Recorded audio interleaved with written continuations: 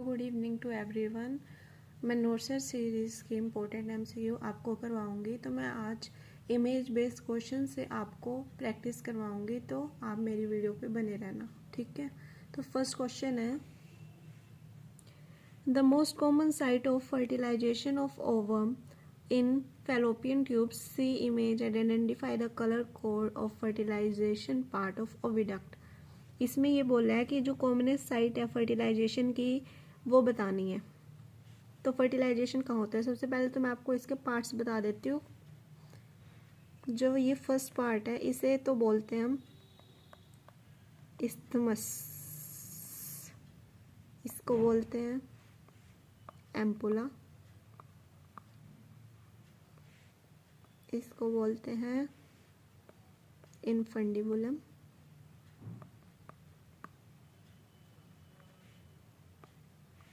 फिम्ब्राई, ovary,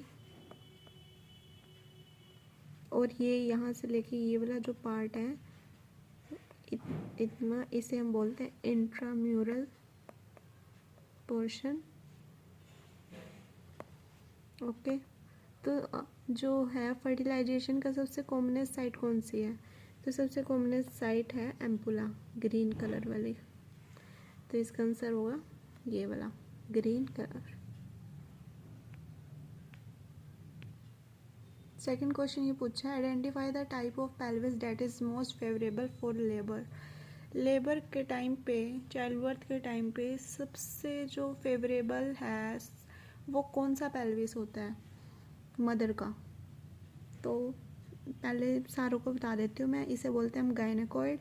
ये circle shape का होता है, ठीक है। और ये है एंड्रॉयड, ये हार्ट शेप का है। ये मेल्स में होता है मेनली। ये है एंथ्रोपॉइड, इसकी शेप कुछ ऐसी होती है, हार्ट से थोड़ा ओवल टाइप। और ये प्लेटिपॉइड, ये थोड़ा ऐसे होता है। तो ये वाला फीमेल्स में सबसे कॉमन होता है गायनेकॉइड। तो इसका आंसर होगा हमारा ए। अगला क्वेश्चन हमसे पूछा है कि in the listed image showing an inverted uterus identify the degree of inverted uterus, see image. ये इस डिग्री बतानी है कौन सी है जो ये हमारा यूट्रस इन्वर्ट हुआ है। तो इसमें 4 ऑप्शन है, first degree, second degree, third और फोर्थ। मैं सबका एक बार डायग्राम दिखा देती हूँ। ये हमारा फर्स्ट डिग्री है, सेकंड, थर्ड और फोर्थ। फर्स्ट डिग्री में ये है कि जो हमारा यूट्रस है वो हल्का इन्वर्ट हुआ है, बट जो सेकंड डिग्री है वो हमारा यूट्रस सर्विक्स तक चला गया है, बट थर्ड डिग्री में हमारा वेजिनल तक आ चुका है और हल्का हल्का शो भी हो रहा है बाहर। और जो फोर्थ है वो पूरा ही आउटवर्ड हो चुका है, तो इसे हम 4 डिग्री बोलेंगे। तो इसमें आप बताइए कि कौन सा है हमारा। तो इसका आंसर है सेकंड डिग्री। अगर फर्स्ट होता तो वो यहाँ तक हल्का इन्वर्ट हुआ होता, सेकंड ये हमारा सर्विक्स तक आ रखा है। अगर थर्ड होता तो वो यहाँ तक होता वेजिनल तक, और फोर्थ होता तो आउटवर्ड होता जो हमें बाहर विजिबल होता। तो इसका आंसर सेकंड डिग्री। अगला क्वेश्चन ये पूछा है, identify the amount of lochia, see images. Lochia क्या होता है? ये एक मतलब आफ्टर चाइल्ड बर्थ 1.5 मंथ तक या फिर 6 वीक तक ब्लडी डिस्चार्ज होना, सीरस का, ब्लड का या फिर सेल्स का डिस्चार्ज होना नॉर्मल होता है, उसे ही हम लोकिया बोलते हैं, जो कि 1.5 मंथ तक होता है। तो ये लोकिया के कुछ पार्ट्स होते हैं, मैं वो बता देती हूँ आपको।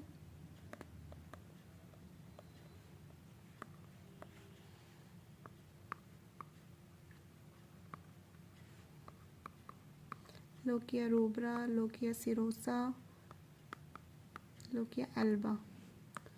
तो जो रूब्रा वाला है पार्ट, इसमें ब्लडी डिस्चार्ज दिखेगा हमें, और ये होगा हमारा पहले दिन से लेके 3 या 5 दिन तक ये डिस्चार्ज होता है, ठीक है। और जो लोकिया सिरोसा है सेकंड पार्ट, इसमें थोड़ा हमारा ब्लड के साथ सीरस फ्लूइड शो होगा, प्लस पिंक और brown discharge of blood.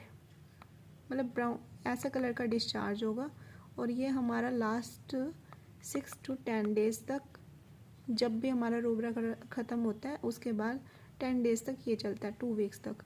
Then हमारा लोकिया अल्बा, ये हमारा वाइट कलर का डिस्चार्ज होता है, इसमें वाइट WBCs होते हैं, और ये हमारा लास्ट 1.5 मंथ या फिर 6 वीक तक डिस्चार्ज होता है।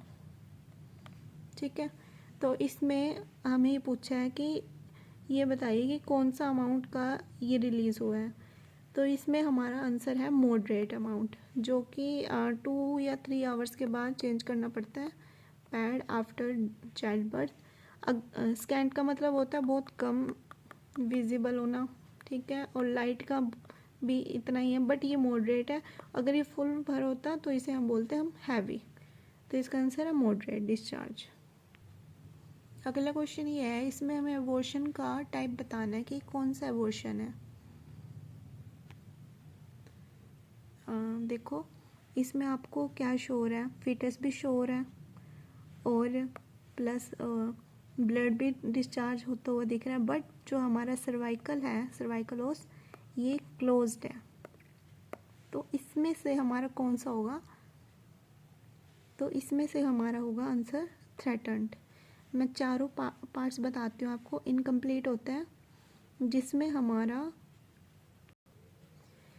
सर्वाइकल ओस जो है वो तो ओपन रहता है, क्योंकि हमारा हाफ तो डिस्चार्ज हो चुका है और हाफ पेंडिंग है।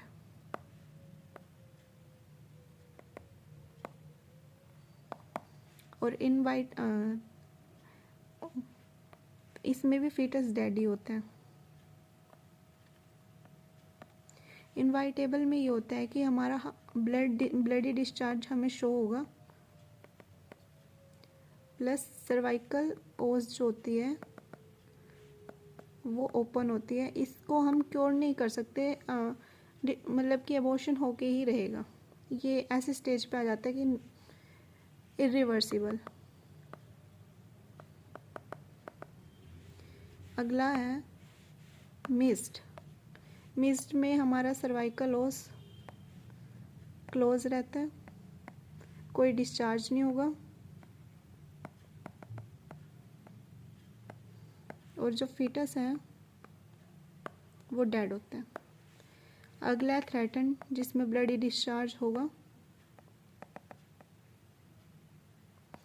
प्लस सर्वाइकल ओस जो है वो क्लोज होता है, और ये रिवर्सिबल है। ये इस कंडीशन तक नहीं पहुंचा कि अबॉर्शन हो सकता है, हम इसको क्योर कर सकते हैं क्योंकि इसमें सर्वाइकल ओस बंद है, और जो एबॉर्शन है वो हम क्योर कर सकते हैं। तो ये इसे हम थ्रेटन्ड बोलते हैं, इस वाले एबॉर्शन को। अगला MCQ ये बताना है कि ये जो इमेज हमें दिख रही है ये क्या शो कर रही है, कौन सा मैन्यूवर है ये। तो इसमें इसका आंसर होगा हमारा हेड टिल्ट और चिन लिफ्ट मैन्यूवर। मतलब कि पेशेंट का हेड, अनकॉन्शियस पेशेंट में हमें यूज़ करते हैं इसको फॉर एयरवे ऑब्स्ट्रक्शन हो जाता है, जिसकी वजह से एयरवे को ओपन करने के लिए हम ये वाला यूज़ करते हैं, जिसमें हमने हेड को टिल्ट किया, नीचे किया, और जो चिन है उसे लिफ्ट किया, जिसकी वजह से हमारा एयरवे ओपन हो जाता है। ठीक है, ये अनकॉन्शियस पेशेंट में होता है। और जो थ्रस्ट में हम हेड को टिल्ट नहीं करेंगे, सिर्फ चिन को वो करेंगे, ये हमारा यूज़ होता है जैसे कि किसी का सर्वाइकल या फिर स्पाइनल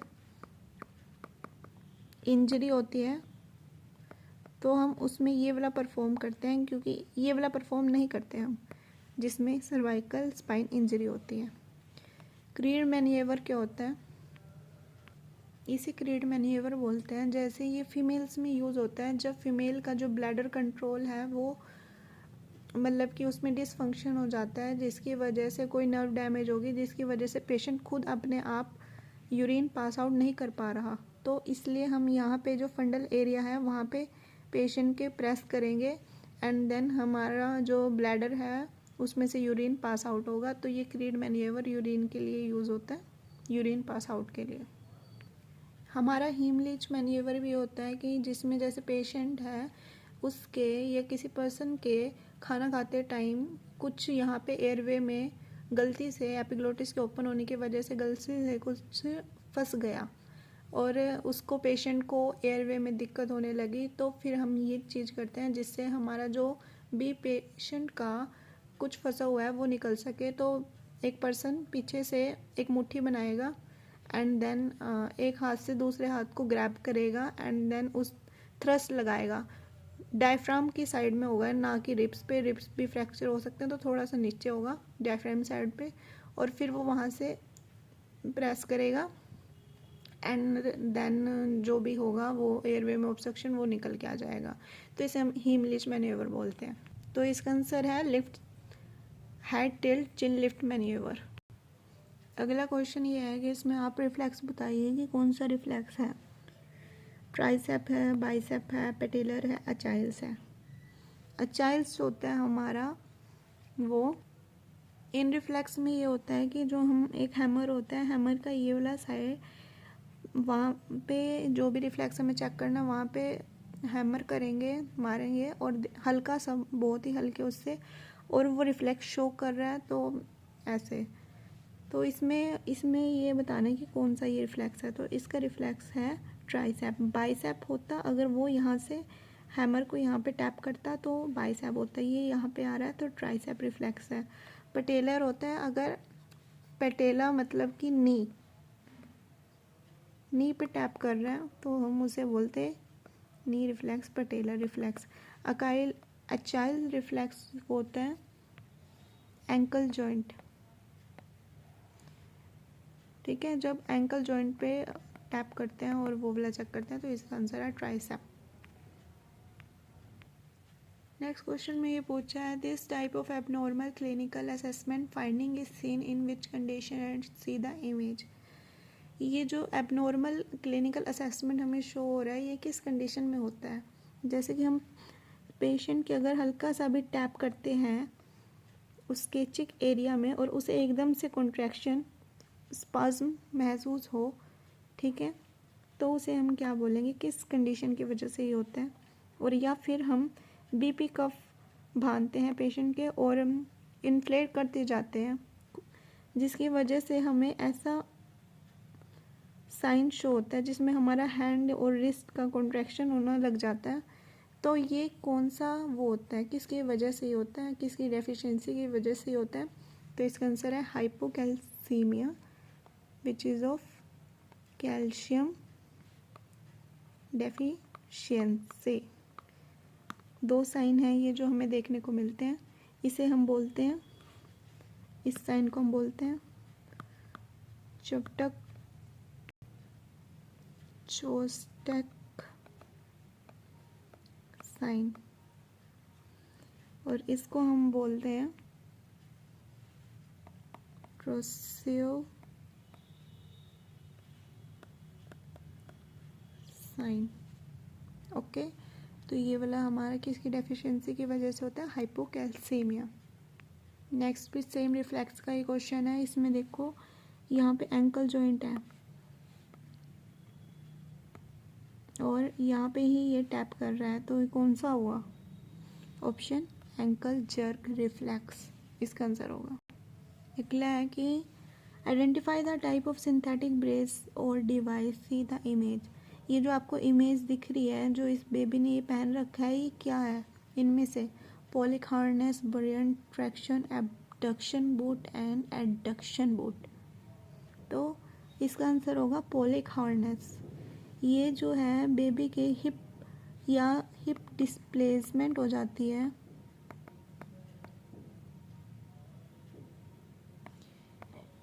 या फिर डिस्प्लेजी हो जाता है हिप का, उसको ट्रीट करने के लिए अलाइनमेंट में लेके आने के लिए ये बेबीज़ में यूज़ होता है। May be less than 2 years के में ये हम यूज़ करते हैं। और आगे के जो ये हैं मैं आगे नेक्स्ट में बता दूँगी। एबडक्शन का मतलब ये होता है जैसे हमारा पैर है, अगर हमारा पैर इधर मूव करता है, एबडक्शन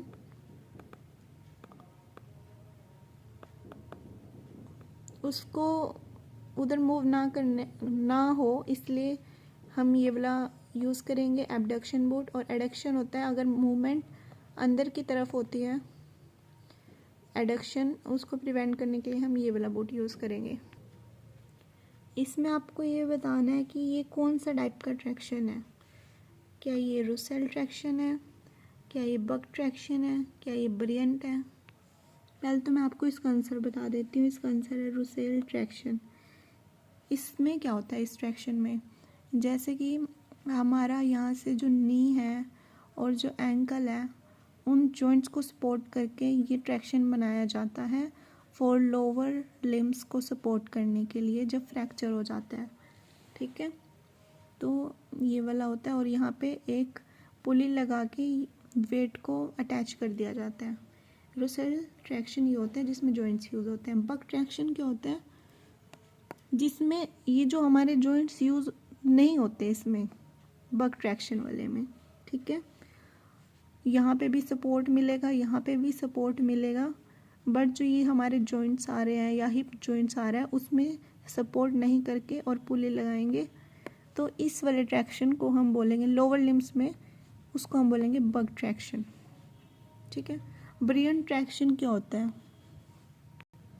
ब्रियन ट्रैक्शन कुछ ऐसे टाइप का होता है जिसमें जो ये बेबी में ही यूज़ होता है और इसके दोनों टांगों को ऊपर करके, ये हिप्स के लिए और फीमर फ्रैक्चर्स के लिए यूज़ होता है, अलाइनमेंट में लेके आने के लिए। इसको हम बोलते हैं ब्रियन ट्रैक्शन। और ब्रियन ट्रैक्शन को हम गैलोस ट्रैक्शन भी बोलते हैं। ठीक है, तो इसका ऑप्शन है, जॉइंट्स यूज़ हो रहे हैं तो इसका ऑप्शन होगा रुसेल ट्रैक्शन। अगला क्वेश्चन थोड़ा सा डिफ़िकल्ट है पर मैं आपको समझा दूंगी। इसमें यह है कि a patient was admitted to the orthopaedic ward of AIIMS. He was advised me to use assistive devices for ambulation. Identify the technique. Patient है, उसकी लेग इंजर्ड है तो उसको ट्रैक्शन दिया गया है, सॉरी ट्रैक्शन नहीं, क्रचेस दिए गए हैं एम्पुटेशन के लिए। तो आपको बताना कि ये कौन सा गेट है, क्या ये 2 पॉइंट गेट है, 3rd पॉइंट गेट, 4th और या 5th। ठीक है, तो इसका ऑप्शन है, इसका आंसर होगा हमारा 3 पॉइंट गेट। कैसे बना 3 पॉइंट गेट, देखो 2 पॉइंट्स तो क्रचेस के हो गए, प्लस वो अपना फुट भी यूज़ कर रहा है जो कि अनइंजर्ड है, तो ये हमारे 3 पॉइंट गेट हो गए। और ये हमारी इंजर्ड लेग जो कि पेशेंट नीचे नहीं रख रहा, तो 3 पॉइंट्स का यूज़ करके वो वॉक कर रहा है, तो 3 पॉइंट गेट होता है। ये बता देती हूँ 2 पॉइंट और 4 पॉइंट क्या होता है। 2 पॉइंट ये होता है कि जैसे कि जो पेशेंट है उसने मान लो एक ये राइट हैंड की क्रच है उसको आगे किया, प्लस उसी के साथ उसने अपना लेफ्ट अल्टरनेटिव फुट भी उसी के साथ आगे किया। जैसे कि ये क्रच आगे किया और साथ में लेफ्ट फुट भी आगे किया। और ऐसे ही जब उसने लेफ्ट क्रच को आगे किया तो उसी के साथ उसने राइट फुट को आगे किया। तो ऐसे ही क्रच जोन सा मूव हो रहा है और साथ में अपोजिट लेग एक साथ मूव हो रहा है एक साइड का, तो उसे हम बोलेंगे 2 पॉइंट गेट। मतलब कि एक क्रच और एक लेग एक साथ एक टाइम पे आ रही है, फिर दूसरी लेग और वो एक साथ आ रही है। नेक्स्ट क्वेश्चन है 4 पॉइंट गेट। इसमें चारों के चारों अल्टरनेटिव चलते हैं, क्रच भी और हमारी लेग भी। मतलब मान लो पेशेंट ने राइट क्रच को आगे किया, पहले आगे किया, फिर उसके बाद सेकंड स्टेप उसने अपना अल्टरनेटिव लेफ़्ट फुट को आगे किया, फिर ऐसे ही उसने अपना 3rd स्टेप रखा जिसमें उसने अपना लेफ़्ट जो क्रच है उससे आगे किया, देन उसने अपना 4th पॉइंट जो कि हमारा राइट फुट है उसको आगे किया। ठीक है, तो इसमें 4 अलग अलग स्टेप आ रहे हैं, तो इसे हम बोलेंगे 4 पॉइंट गेट। 2 पॉइंट गेट मतलब कि उसने पहले इसके साथ ये वाला फुट अल्टरनेटिव आगे करा, तो उसे हम बोलेंगे 2 पॉइंट गेट। 3 में एक ये बिल्कुल भी नीचे नहीं रख पा रहा अपनी इंजर्ड लेग को, और ये जो तीनों हैं पॉइंट्स ये आगे आ रहे हैं, तो इसे बोलेंगे 3 पॉइंट गेट। तो इसका आंसर होगा हमारा 3 पॉइंट गेट। नेक्स्ट क्वेश्चन ये पूछा है कि आपको ये आइडेंटिफाई करना है डिवाइस इस इमेज को देखकर। तो ये इमेज किस चीज़ की है ये तो आपको पता होगा, इजी क्वेश्चन है। तो इसका आंसर होगा हमारा टोनिक्विट। ठीक है, ये हम किस लिए यूज़ करते हैं, जब हम ब्लड को सैंपल ले रहे हों या फिर हमें कुछ भी कैनुला इंसर्ट करना है वीन में, जब वीन विजिबल ना हो तो हम टोनिक्विट को बांधते हैं ऊपर के साथ हाथ में, जैसे कि ह्यूमरस या कहीं पे भी जहाँ पे हमें विजुअल करनी है वीन को। ठीक है, तो हम इसको बांधते हैं एंड देन आफ्टर कैनुला या फिर सैंपल के बाद हम इसे हटा देते हैं। ये वीन को सुपरफिशियल करने के लिए यूज़ होता है टोनिक्विट। इसमें आपको आइडेंटिफाई करना है कि ये कौन सा इंस्ट्रूमेंट है। ये इमेज आपको दिखा रखी है। ठीक है, तो ये क्या, ये ड्यूडेनोस्कोप है, लेप्रोस्कोप है, ब्रोंकोस्कोप है या एंडोस्कोप है। ड्यूडेनोस्कोप होता है जब हम ड्यूडेनम को विजुलाइज करते हैं, देखते हैं, तो उसे हम ड्यूडेनोस्कोप बोलते हैं। लेप्रोस्कोप मतलब कि पेट एब्डोमेन में यूज़ करते हैं, एब्डोमेन का अंदर कुछ भी चेक करने के लिए, विजन करने के लिए वो है। ब्रोंकोस्कोप ब्रोंक्यूल्स को विजन करने के लिए। एंडोस्कोप मतलब कि इसोफेगस वगैरह में या चेक करने के लिए, उसे हम कोई भी अंदर का जो भी हम चेक करना है तो वो एंडोस्कोप में आता है। तो ये कौन सा है, तो इसका आंसर है हमारा ब्रोंकोस्कोप। ब्रोंक्यूल्स, एयरवे, लंग्स सबको कि वहाँ पे इन्फेक्शन तो नहीं है, कुछ बंद तो नहीं, पस तो नहीं है, ट्यूमर तो नहीं है, ये हमारा, इसे हम माउथ के थ्रू इंसर्ट करते हैं हमारे एयरवे में।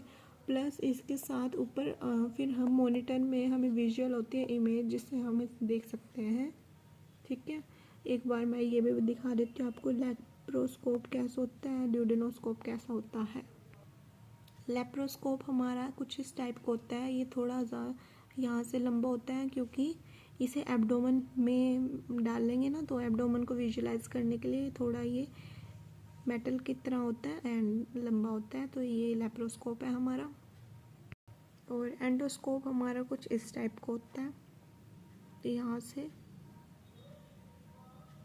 ठीक है, तो इसका आंसर है हमारा ब्रोंकियोस्कोप। नेक्स्ट क्वेश्चन ये पूछा है कि आइडेंटिफाई करें कॉन्ट्रासेप्टिव डिवाइस को इमेज देखकर। ठीक है, तो आप ये इमेज देख रहे हो, ये इमेज क्या है, इमेज में क्या है, क्या ये female condom, male, female diaphragm and cervical cap.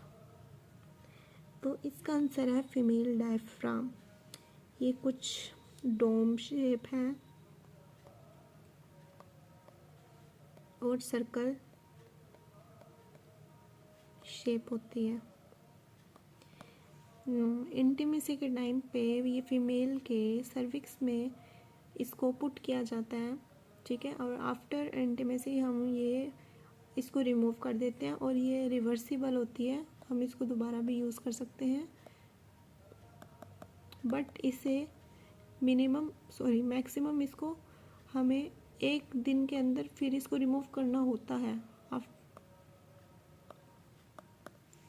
ठीक है, बट जो हमारा सर्वाइकल कैप है ये हमारा थिम्बल शेप होता है, मतलब थंब की शेप का होता है। ये जैसे ये यहाँ से हमें ये दिख रहा है ना आपको, ये सर्वाइकल कैप है,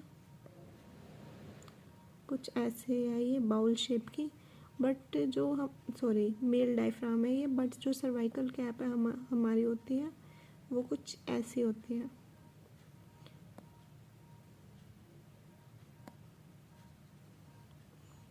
इसको सर्विक्स में पुट किया जाता है और फिर ये कवर करती है। तो ये हम इसको अप टू 3 to 4 डेज़ हम यूज़ कर सकते हैं। 3 to 4 डेज़ के लिए हमें कोई दिक्कत नहीं है, हमें इसको रिमूव भी नहीं करना होता। और ये लॉन्ग लास्टिंग है, ये थोड़ी शॉर्ट लास्टिंग है। ठीक है, तो इसका आंसर हमारा है female diaphragm. Next question, identify the type of IUCD device, see the image. IUCD device बताना है कौन सा है। IUCD की फुल फॉर्म होती है इंट्रा यूट्राइन कॉन्ट्रासेप्टिव डिवाइस। तो आपको बताना है ये कौन सा है। तो इसका आंसर है वैसे मल्टीलोइड 375। अब इसका आंसर कैसे आया और ये कैसे दिखते हैं। ठीक है, पहले बात तो मैं दिखाती हूँ, आपको बताती हूँ।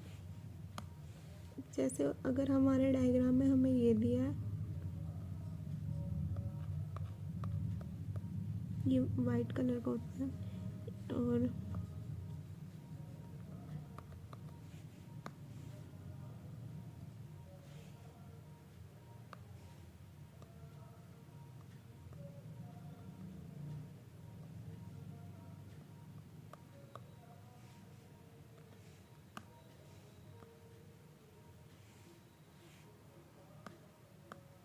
तो जो ये हमारा है, ये हमारा नॉर्मल, ये हमारी हार्मोनल आईओडी है। यहाँ पे कुछ हार्मोन टाइप का एक कवरिंग होती है, ये सारा वाइट कलर का ही होता है वैसे। और इसमें भी सेम आपको कोई भी मतलब कलर के बाद यहाँ पे आपको येलो कलर का कवरिंग दिखेगा, येलो कोयल होगा, तो इसे हम बोलेंगे कॉपर आयोडीज। ठीक है, कॉपर कोयल का रैप होता है यहाँ पे। एंड देन अगला है हमारा ये दोनों टी शेप होती है, बट यहाँ पे हमारा थोड़ा टी कर्व हो चुका है, और इसमें भी हमारी कॉपर का कोयल प्रेजेंट होता है। तो ये हमारा मल्टीलोइड या फिर कॉपर लोइड आयोडी होता है।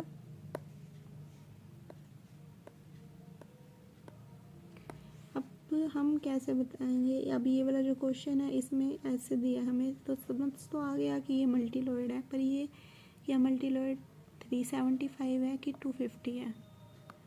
तो मैं बता दूं आपको, अगर हमें यहाँ पे देखो पूरा का पूरा कोयल दिख रहा है, कोई भी जगह खाली नहीं है, ये बिल्कुल टाइटली कोयल्ड है और थिक है। तो अगर ये टाइटली कोयल्ड और थिक है तो ये आता है हमारा मल्टीलोइड 375 में। बट अगर हमें ऐसे कुछ हल्के स्पेसेस दिख रहे हैं, थोड़ा लूजली कोयल्ड है और थिन है थोड़ा, तो वो हम बोलेंगे उसे मल्टीलोइड 250। ठीक है, तो इसलिए ये पूरा टाइटली कोयल्ड है, तो इसका ऑप्शन का आंसर आएगा मल्टीलोइड 375।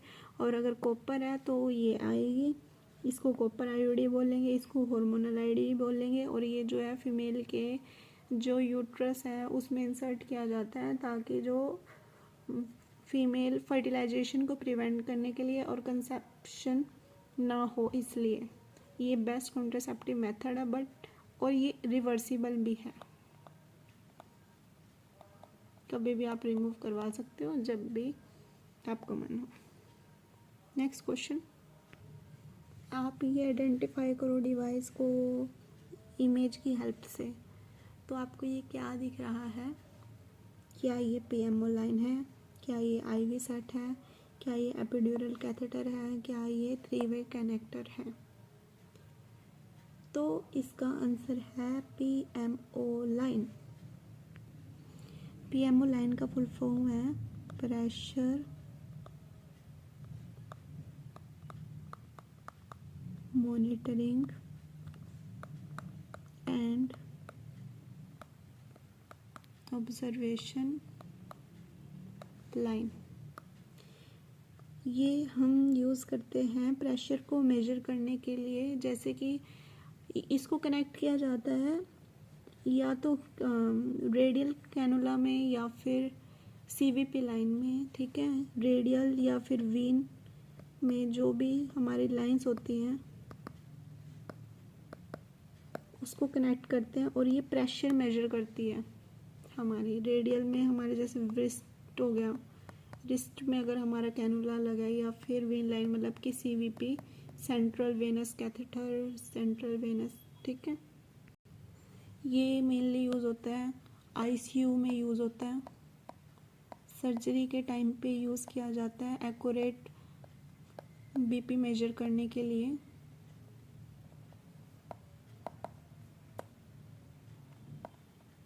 इसका एक पार्ट अटैच होता है कैनुला में, कैथेटर में, कैनुला में, एंड दूसरा हमारा मॉनिटर में अटैच होता है, जिससे हम विजुअल कर सकते हैं, असेस कर सकते हैं vital science like BP, accurate BP। तो इसका आंसर होगा हमारा PMO लाइन। नेक्स्ट क्वेश्चन है identify the use of the needle shape and see the image. ये आपको निडल दिखाई दे रही है, ये किस लिए यूज़ होती है, कौन सी सर्जरी के लिए यूज़ होती है? क्या ये आई के लिए यूज़ होती है, क्या ये कार्डियो हार्ट के लिए यूज़ होती है, न्यूरो ब्रेन के लिए यूज़ होती है, या फिर इंटेगुमेंट्री सर्जरी स्किन के लिए यूज़ होती है? बताओ किस लिए यूज़ होगी? ये कर्व शेप की होती है, ये हमारी यूज़ होती है आई सर्जरी में, eye micro surgery, ophthalmic surgery, micro surgery, ठीक है, उसमें यूज़ होती है। इसको हमने 1/4 सर्कल से आपको हिंट दिया है। इसका मतलब ये है कि मान लो ये एक सर्कल है, इसका हाफ पार्ट तो ये हो गया, 1/3 ही हो गया, तो 1/4 पार्ट ही हो गया।